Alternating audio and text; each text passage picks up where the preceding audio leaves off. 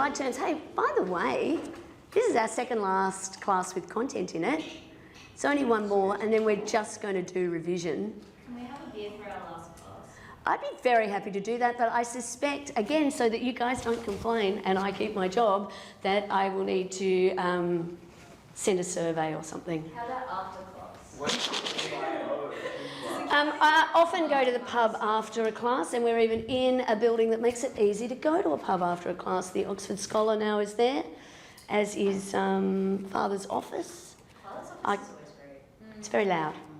It's very loud. I need a voice back. But anyway, yes, I would love to have a drink with you when we're finished. As it turns out, I believe we now have dates for the exams as well. You are on day one. I'm leaving the following day to go to Vietnam, so I will be coming to the showgrounds to pick up your exams. So I will be there to see you as you come out. I will be wearing full metal jackets, helmets, everything I can. Yeah. So,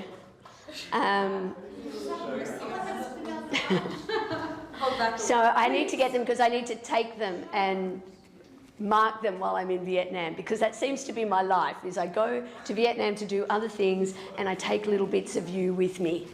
What's the date and time? It's a Tuesday morning 9:15. at 9:15 in the morning. So for those of you... 28. It's a Monday. It's a Monday morning. Is it a Monday morning? Yeah. Oh, I thought it was Tuesday morning. Okay, Monday morning. Awesome. I'm pretty sure it's Tuesday because... 28th is a Monday. Yeah, it's Monday the 28th. Okay, let's make sure we get that right. For OUA, they're right at the other end. So the OUA guys are about 3 weeks after that. So, yeah, it's kind of different. Yeah, I'll get the dates into an announcement tomorrow. I only know because, actually, Suresha gave me the date and then I double checked it. It is the 28th, it is a Monday. 28th on Monday. I don't know why I had Tuesday in my head. We were just saying locations, showgrounds. And it's at the showgrounds. Yeah, you can, I don't know, go on a ride, pat a lamb, something like that. I assume they won't be there. Any rides or lambs that are left by that time might be an hallucination. Anyway, what we will do on week 12 is I will walk you through what the exam is likely to look like.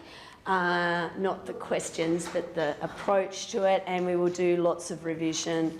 And I will set up more times for talking to you. But let's get some more content in, because we're getting there. Sorry. So basically we can categorise implied terms into 3 types, plus the statute. Okay, so we're going to start with the 3 common law types of implied terms. Now, Harry actually made asked a good question in the break, and I just think for completeness, sorry, I'm just trying to think of the best way to express it. When we think about what the terms of a contract are, we spent last week identifying what the express terms are. We can have express terms and implied terms in the same contract. It's not like once we identify what the express terms are, then we can only, then we can't put in implied terms. They can be cumulative. But if there is an express term that is different from what an implied term is or would have been, then the express term trumps, because it's the intention of the parties, unless, for whatever reason, and this is really only likely to happen in relation to implied terms by statute, the law itself says you cannot override that term. So a good example might be in relation to legality. There is an implied term in pretty much every contract that each of the parties will comply with the law. that they won't do something illegal. And you'll talk about, in advanced contract, you'll talk about the requirement for legality. So illegal contracts, contracts that are vitiated for illegality. But if we just have it as a base assumption, so the example I gave was I contract with you to build me a house. There might be an implied term that you don't employ slave labour to do that. So even though I don't have a term that says you must not employ slave labour, and I might not even have a term that says you will comply with industrial relations laws or employment laws, there will be an implied term that if I suffer any loss or damage as a consequence of your failure to comply with the law, even though we haven't specifically addressed that, that's your problem, not mine. Okay? Yeah, I did start my recording. Thank you. No, I'd rather check twice. I did have to think about it. So, Lewison and Hughes, eye-wateringly expensive textbook, and I'm not entirely sure that the library even has it, but it is worth having a look at if you ever get hold of it, particularly for practitioners. It's basically, I can't remember what it's called now, it's like contract clauses, Lewison and Hughes on contract clauses or something equally dull. But it is effectively a text that looks at how to read and how to write contracts, looks particularly at usage, how words work, and has a really good chapter on implied terms. So from that text, the implication of a term into a contract depends on the presumed intention of the parties. In some cases, that intention is collected merely from the express words of a contract or from a combination of the express words of the contract and the surrounding circumstances. In others, it's collected from the legal nature of the relationship into which the parties have entered. Question, presumed intention, is that an objective test? Yes, it is an objective test, and we'll talk about that in a second. So we draw conclusions about the intentions of the parties based not on what they tell us their intentions were, but on our observations of what they said and the context that they said it in, or said or did, and the signs, etc. So we have these, the three in particular we're interested in at the moment. Terms that are implied by custom. So these are terms that are implied on the basis of entrenched norms that relate to the way that that particular transaction usually happens. Terms that are implied in law, so where the common law is developed in a way that implies a particular term to all contracts of a particular class. And then contracts that are implied in fact. So where on the facts of a particular case, a term is implied to give effect to these presumed intentions, objectively identified. It's worth noting that the categories are not mutually exclusive. So you only need to find the term as implied by custom or implied by law. You only need to find it once for it to be implied, but it might be implied in multiple categories. And in fact, on that point, many of the terms that are implied by legislation are codifications of the common law anyway. So that goods will be fit for purpose. So that's a term that's implied by Goods Act, and there's now a statutory guarantee. There used to be a warranty similar to that. The common law implied that as a matter of law anyway for a long time. So, some important terms. We've talked about this a little bit over the context of the quiz and in the discussion around it. An implied term can't contradict an express term. Implied terms are fulfilling the gaps. So we start with what is it, when we're trying to work out whether there's a contract or not, we go through our formation elements first. Do we have a contract? Let's assume that we do. That contract isn't vitiated in some way by a privity issue or a capacity issue or otherwise. And then we're trying to work out, well, what does this contract say? What promises have actually been made? We start with the express terms first. So we start It's really easy if they've written it down and put it in an agreement, right? Particularly when that agreement says, this is our entire agreement. For the most part, that's all you're going to need to look at. Not always, but for the most part, you'll be alert to a couple of inconsistencies perhaps.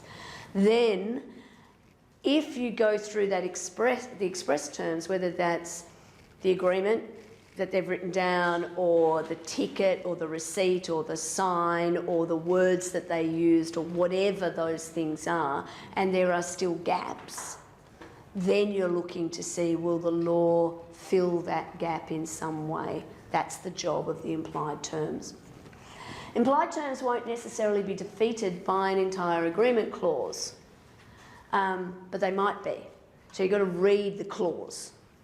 Okay, so in a consumer law context, it is less and less likely that you can exclude implied terms, or that an entire agreement clause will exclude even express terms or promises that were made outside of the written document, because of the very nature of the way that the prohibition against misleading or deceptive conduct means.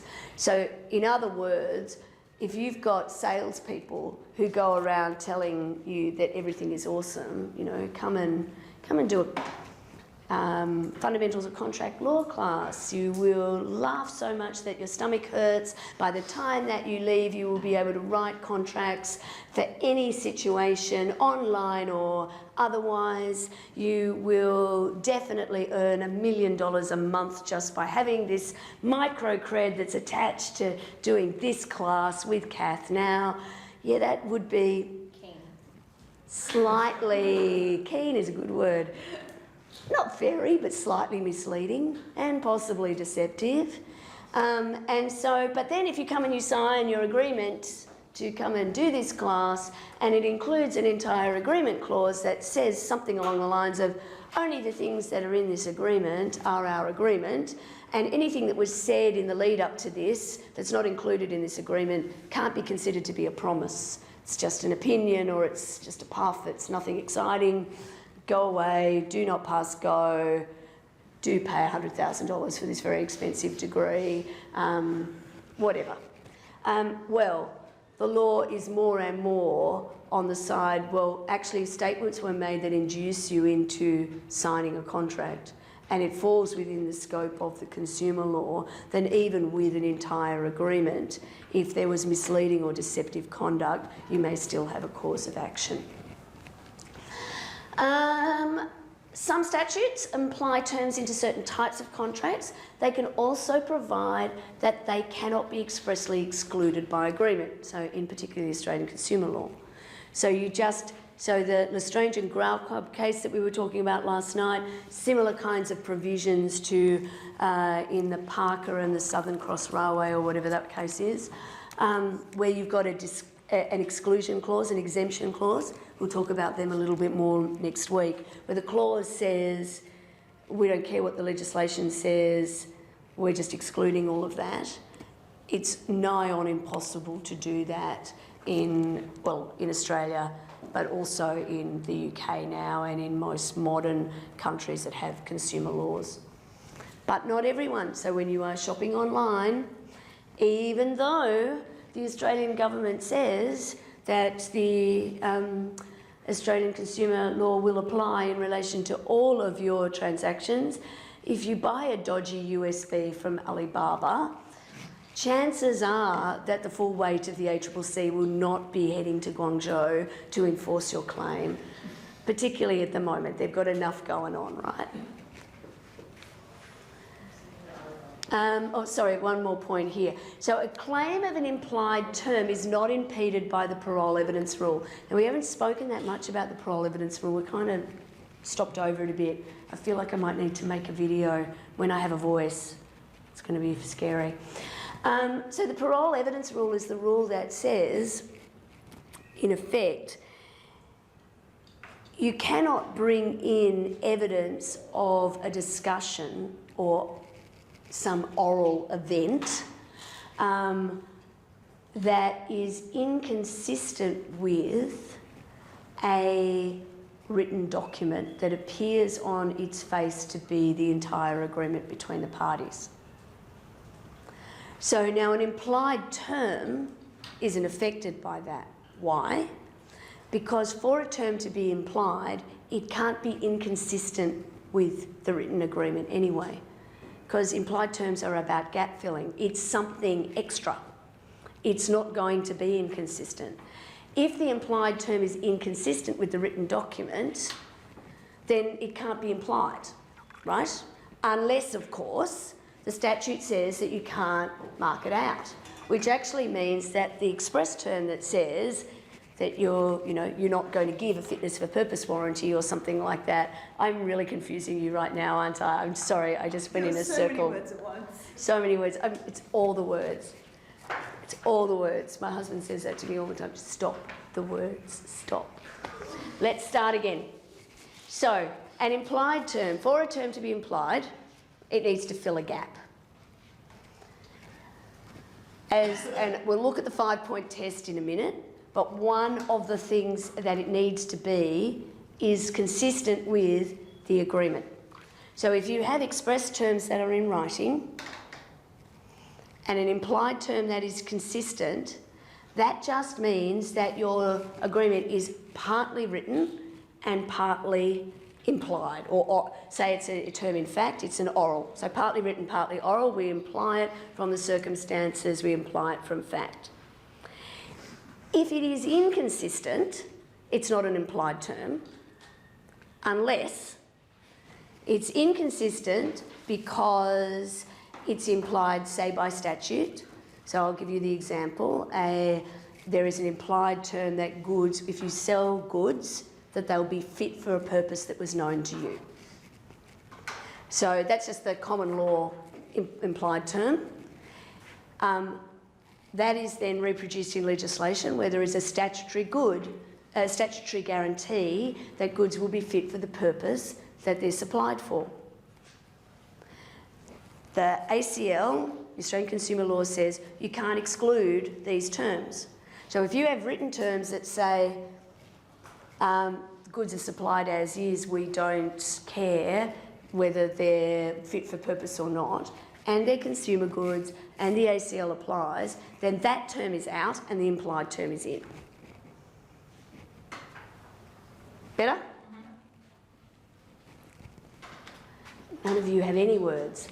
So, terms implied in fact, so these are the terms that really come from the conduct of the parties, the presumed intention.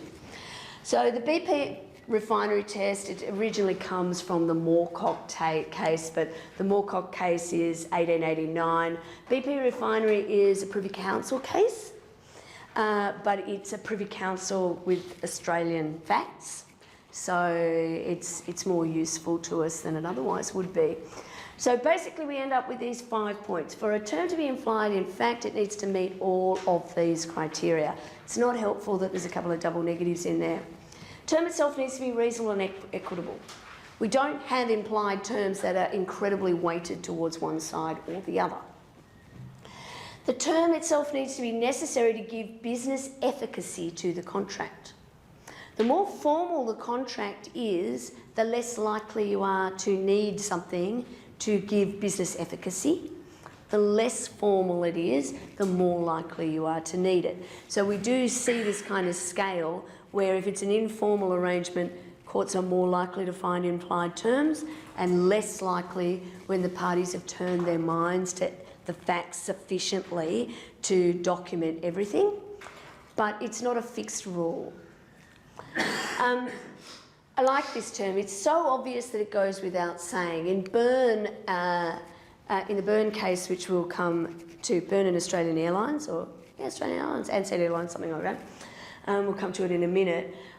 They talked about this idea of the officious bystander. I kind of like that idea. Some sort of goody two-shoes, imaginary goody two-shoes, who's standing next to the parties as they, negotiate, and they're all ready to shake hands, go to the pub at the deal, and he says, oh, well, what about blah, blah, blah? And they say, well, yeah, of course. It's just the officious bystander is filling in the gaps.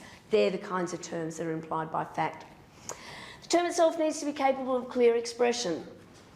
So goods need to be fit for the purpose for which they have been supplied, as opposed to, well, on Mondays when the weather is warm, then this and that, and then subject to this, but for hereinafter subclause 3, they're the things you have to write down. It needs to be capable of clearly expressing the concept.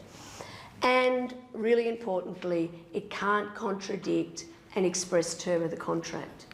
If it does, it won't be implied into the contract.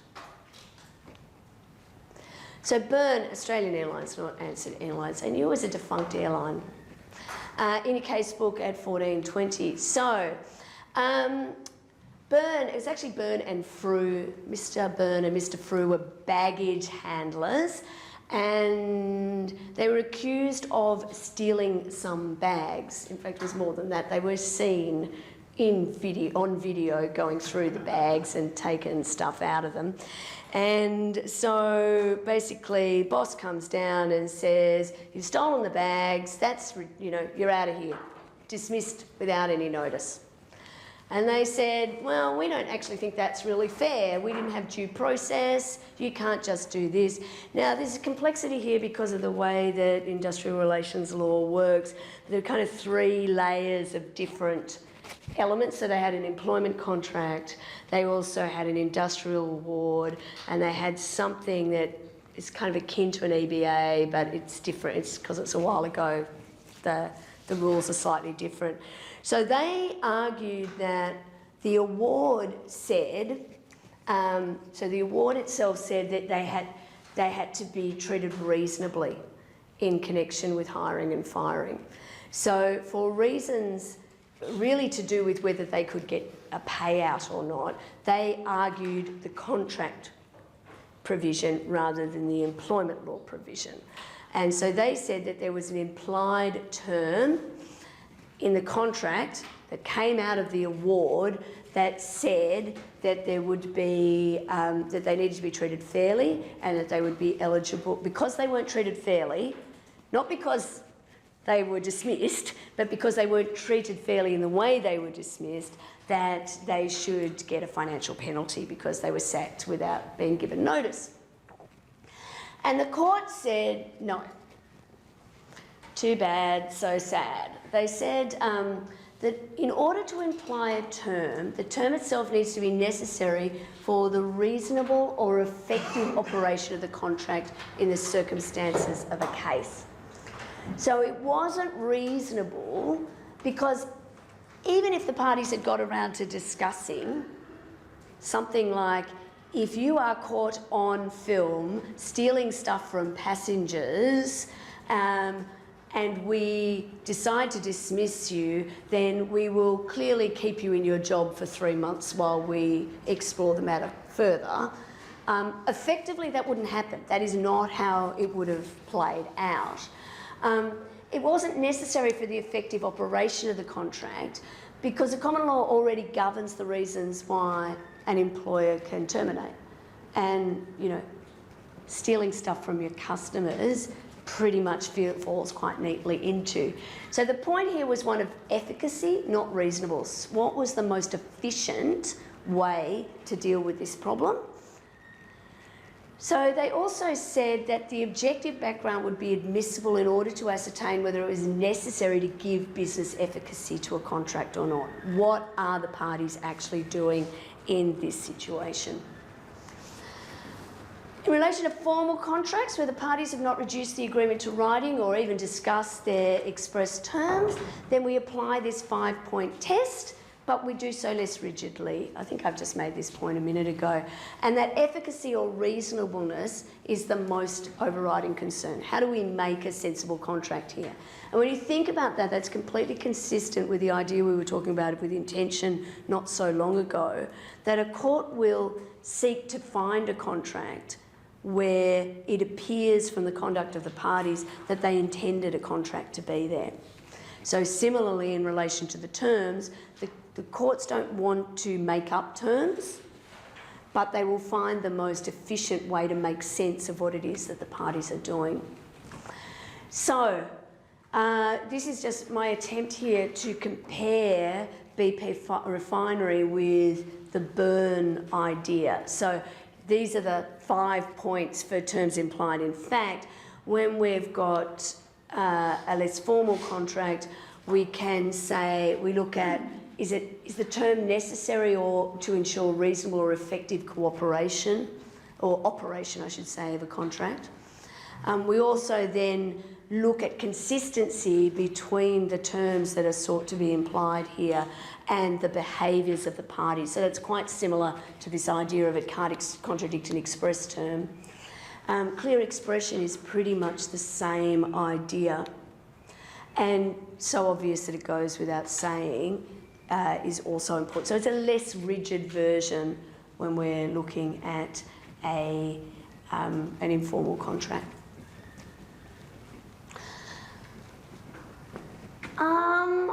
I'm a bit tempted to go to terms implied by statute because I've kind of given you that overview, unless anybody's got specific concerns, questions. Just a quick one. So the Byrne versus Australia is an informal contract Yeah, it was an informal contract. with the employee? Yeah, because effectively there was a combination of documents. Right. So the contract and the award, so their employment contract where there was basically just an onboarding document that refers back to the award. But then they had I need to look at my notes to look at the three, but the textbook explains quite well how it fitted into an employment law context. I don't think you really need to understand how it worked in that context. It's just like use that as an example of an informal contract or a less formal contract than something like BP and Refinery where, you know, they had tons and tons of documentation. So are you guys happy with that strategy of going on to the to look at the statute stuff? And like I said, there are videos there. So, terms implied by statute. I'm just going to flick through here. I have this handy little cheat sheet on this slide, which is trying to sort of show you the difference between the consumer guarantee laws and the old statutory warranties that were in the Trade Practices Act. The Trade Practices Act has been around for a long time now, so from an ongoing perspective, that's just of historical interest. The only real reason for bringing it to your attention is because so much of the litigation in this space has happened under the Trade Practices Act. So what was Section 52 of the Trade Practices Act, which is now Section 18 of the Australian Consumer Law, is the most litigated piece of legislation in this country by a country mile. So it is good to be able to just have something to check back at because they're similar but different. And so as you're thinking about how the law applies in relation to those cases, you have to think about how they're different and whether the law would apply the same way. But I think the short answer for what you need in this subject is that law applies the same way. In a more nuanced context, though, you know, you would need to go back and see what those differences are. It is important to look at this last point. Under the Australian Consumer Law, one of the things it does is it identifies remedies that are available as a consequence of the way the statute itself acts, where the Trade Practices Act really just provided a basis for seeking remedies. So it gave you a cause of action, but then you would have to establish damages or otherwise, which often, when you're talking about, like I said, you know, before, a dodgy USB, it's like there is no damage, there is no motivation necessarily to take action as an individual. But by setting up a hierarchy that allows the ACCC to then take action for multiple cases, in theory should end up with a better result. So, who provides a consumer guarantee and when do they provide it? So consumers can seek to claim a remedy for goods directly from a manufacturer or an importer if the goods don't meet one of these requirements. So why is it important? What does that tell you? If I buy something and it doesn't work, I can go to the manufacturer or I can go to the importer. What's interesting as a contract lawyer to you about that? Please don't say nothing. privity. hold the person who sells you the product liable. You can sue them, Yeah. but you've got a contractual ability to do that, right? In contract, you bought something for them. You actually have no privity. You have no contract with the people further up the train, right? So the statute itself has provided a mechanism for getting around what would otherwise be a privity problem. So, and it does that in interesting ways. So if the goods aren't of an acceptable quality, if they don't match the description, if extra promises have been made about its performance, condition, quality, or the availability of spare parts, all of those things. Now, the action you can bring about extra promises that are made, you can only bring those against the people who make those promises. So I just spent my life savings on a vacuum cleaner on the weekend. I bought a Dyson vacuum cleaner. And I just want to go out and like shoot things with it. I feel like I'm from Star Wars. But anyway, I bought this, and so I was really interested. The box has got hardly anything on it, just a picture of this vacuum cleaner that basically I felt I was walking out of the Good Guys and thinking, yeah, everybody, I'm just going to look like a complete wanker here that I've spent way too much money on a vacuum cleaner. It doesn't tell me anything about it. But the guy in it, they had the Dyson concierge. So the Dyson concierge was there to basically get my guarantee up and running and to show me all these bits and pieces that it did. And I thought that was really interesting because, you know, the Good Guys salesman, I was clearly pre-qualified. I went in knowing what I wanted, so it was a very quick process. But first, the guy from the Good Guys comes over and, you know, starts to talk to me about vacuum cleaners and just tells me, well, this one's the best. And it's like, yeah, I know it is. I've done my research. That's the one I'm going for. And then I get ushered to the Dyson concierge. So, sorry, way too much information about my boring weekend. But the point is that, you know, I'm there with this guy from Dyson. You know, he's throwing piles of dirt on the floor and I'm vacuuming it up to see how it works, and he's telling me how long the battery will last for, and you know how like suddenly I look 15 years younger because I bought this vacuum cleaner, or whatever the different perks of this particular vacuum cleaner are.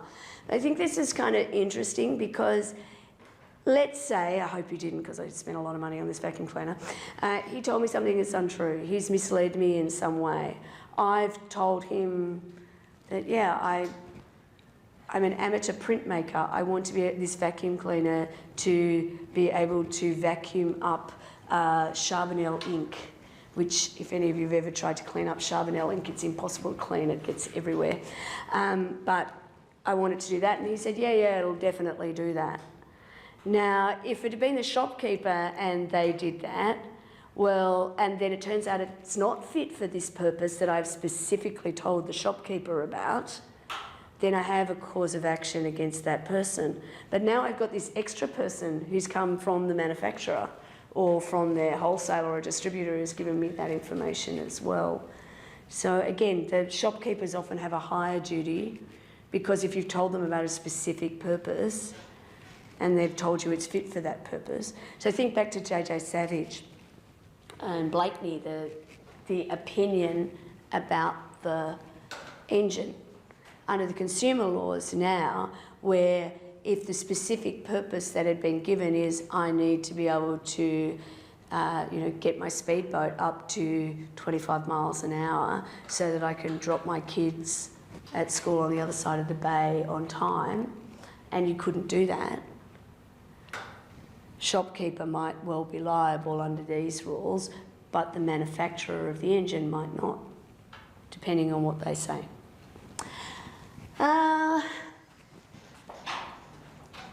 Yeah, that's just information. So who's a consumer? We've kind of dealt with this a little bit in the quiz, and the point of those nasty questions in the quiz were as much as anything to point out to you that it's not necessarily obvious who a consumer is.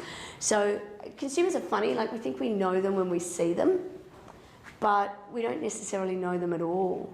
That a consumer will not necessarily be, you know, somebody who's shopping for something at the $40,000 mark doesn't feel like a consumer good, but at another level, buying getting a kitchen installed that you're going to use for domestic purposes could cost you way over $40,000 and feels absolutely like a consumer good. But $40,000 worth of toilet paper doesn't necessarily feel like consumer goods. So I like this little set of examples. So a small business owner that purchases toilet paper for the use of employees and visitors, they're a consumer. But a kid in Sigrid's class who goes and buys lemons to make lemonade for the school fete will not be a consumer. Well, you've got little kids, haven't you? Their mother. Because those lemons are going to be processed and turned into something being bought for the purpose of being processed and resold. Okay, so little list there for you to think about as you think about who consumers are. More recently, when did this come in? A couple of years ago now, can't remember. Small business contracts have also, so small businesses are also caught by this consumer legislation.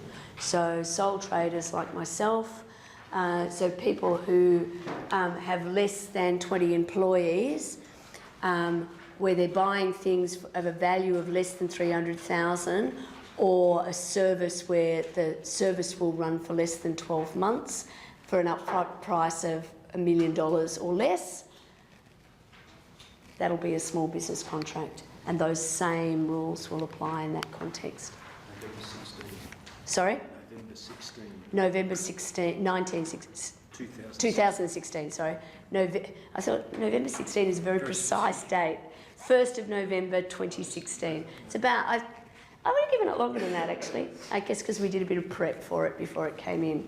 So I've tried to get all of the guarantees that relate to goods, all 9 of them, on one page there. I'm not going to read through them, not the least of which because we need to finish soon.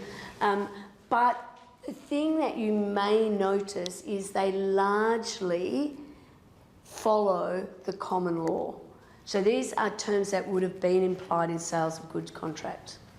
So for a very long time, and we don't need to go back to that common law now. But it goes without saying that if I enter into a contract with you where you're going to sell me something, there is an implied term that you have the right to sell it to me.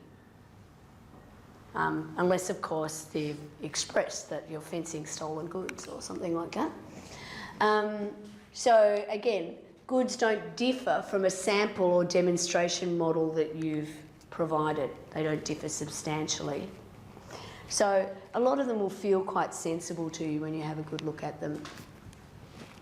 Services can be a little bit trickier because that's the nature of services, isn't it? They're unique. So there is an implied term that if you supply a service, that you will supply it with due care and skill. That if you provide services for a particular purpose or a desired result, that any product that you create will actually be of a nature, quality, state or condition that might reasonably be expected to achieve that result. Now clearly, like if you hire a lawyer for the particular purpose of keeping you out of jail, but it turns out that you are found guilty and you go to jail, you will not be able to exercise this. You might, now if they did not perform their services with due care and skill, you might have some issue or some cause of action, but not every service. It's not there's no guarantee that if you hire somebody to achieve X, that you will get X. So if you hire a matchmaker who is going to find you that one and only special person, you cannot, all you can do is ask them for their due care and skill. You can't know for certain that you're going to get that end result. But if they don't actually put you in front of anybody, that could be very sad. I don't know why that analogy came into my head. What if they give you like a 100% guarantee they will find you a person? I would be thinking that's puffery, but well, it just sort of depends, doesn't it? No, if you, I think actually there would be concern about misleading and deceptive behaviours there. Yeah, I've never really thought about the matchmaking industry, but in any real detail. I did advise Hello Cupid for a while, but they were just gross, so I got out of that pretty quickly. But yeah, I don't 100% guaranteed. If only. So, what do guarantees cover? It is worth actually noticing that there are differences here. So goods that are acceptable quality at the time they are sold, these will apply to suppliers and to manufacturers. Clearly they relate to goods but not to services. Reasonable fit for purpose that the consumer or the supplier specified, mentioned this earlier, will apply to the supplier but not necessarily the manufacturer, because the manufacturer didn't get the specification. Goods are accurately described. Goods will match sample or demonstration model. Again, that will apply to the person who supplied the sample or the demonstration model, not necessarily to the manufacturer. Extra promises made about them, so express warranties. So extra promises include things like that repairs will be free in the first 10 years. Or, so again, I don't know why I've got appliances on my mind, largely because mine seem to be dying at a large rate. Bought a washing machine last year, and one of the warranties it came with was if the motor, something happens to the motor in 5 years, they'll replace the motor without any charge. So that's an extra promise.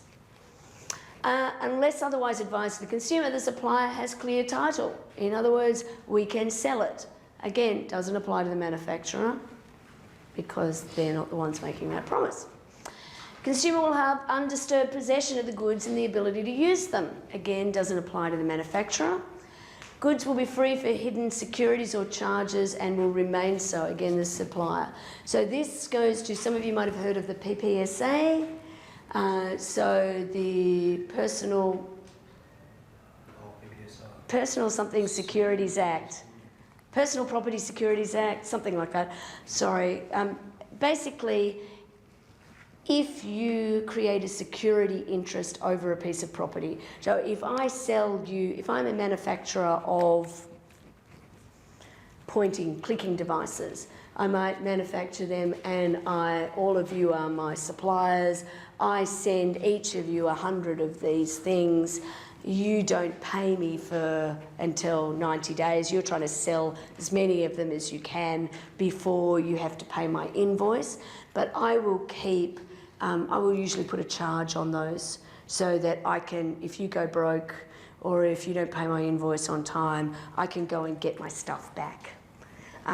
So a PPSA, one of those kind of charges, will let you sell those goods. The charge will be released at the time that you sell it, and instead I'll get an interest in the proceeds of the sale. But that's just fitting in with the way that people do business. Spare parts and repair facilities will be available for a reasonable time after purchase. Reasonable time in terms of electronic goods seems to be getting shorter and shorter. How many of you have tried to buy one of those fat iPhone leads in the last 12 months?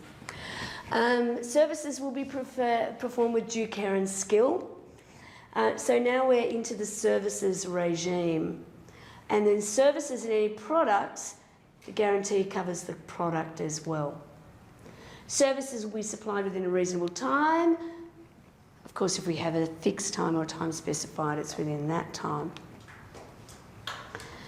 Okay, questions, concerns there? So we also have, these slides then go on to talk about a range of different tests. I think they're really quite illustrative slides. I just wanted for you to know what the overview material is.